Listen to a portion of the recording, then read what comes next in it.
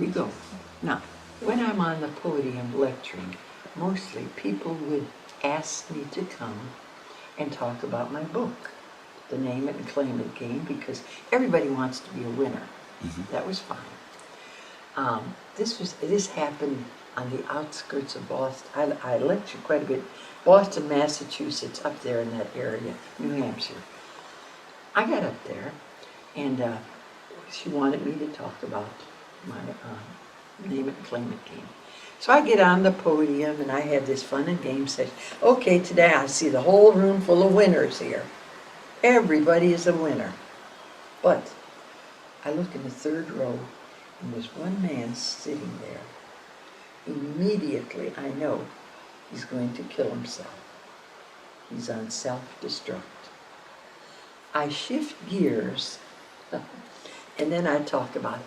I said, what a shame when a young person feels so inadequate and so rejected that they have to kill themselves brutally, leave all their family behind to mourn and wonder what's going on, and leaving this perfectly good body. Shame on you. And I am getting into this hook, line, and thinker that you do not kill yourself. Well, I don't look at people because many of them student members that were there before, that heard me the year before, know I focus on somebody. And I'm looking out in the, and just talking and talking. And here all these people want to come in here winning. And I'm going on this. All of a sudden, bless his heart, a man at the back of the audience stands up. And he said, thank you, Mrs. Hadsell. He said, my brother killed himself last week. And we're still mourning the process. And he was despondent and so forth.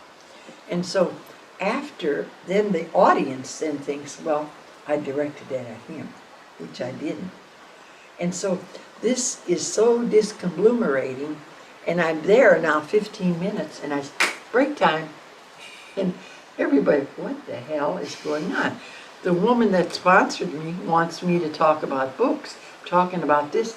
Now it's break time. And so what I do then, go into the bathroom, go into the stall, and say, damn it, I came here to talk. He said, but you have reached him. And he says, it's okay now, you can go out and talk about your book. So I get out of my stall, and this elderly woman approaches me. And she said, were you talking about my son? And I said, is he in the third row? And she said, oh, Mrs. Hadsell, I must tell you. She said, his wife left him, and he's a very successful architect, and he doesn't seem to get over it. And I said, he's rejection.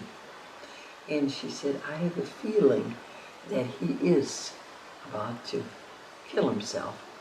And she said, my husband is out working and is not home that night, and we've had robberies in our area.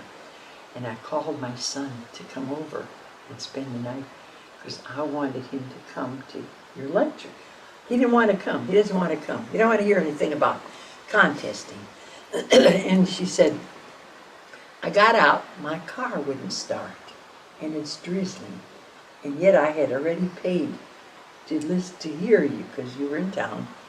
And so I asked my son to take us there. And I says, you can watch television while I'm hearing her. She'd been there the year before because I was doing every year lectures. And so they got there, and the lobby is just full of people.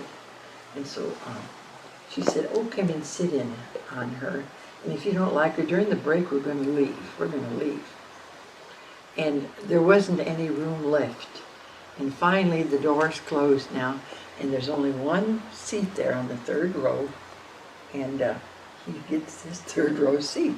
And his mother's sitting someplace else. And that's when I zapped in on him. And so she said, do you think, and I said, I think I've made contact with him. Well, now she says, are you ready to leave? He says, no, I want to hear this woman.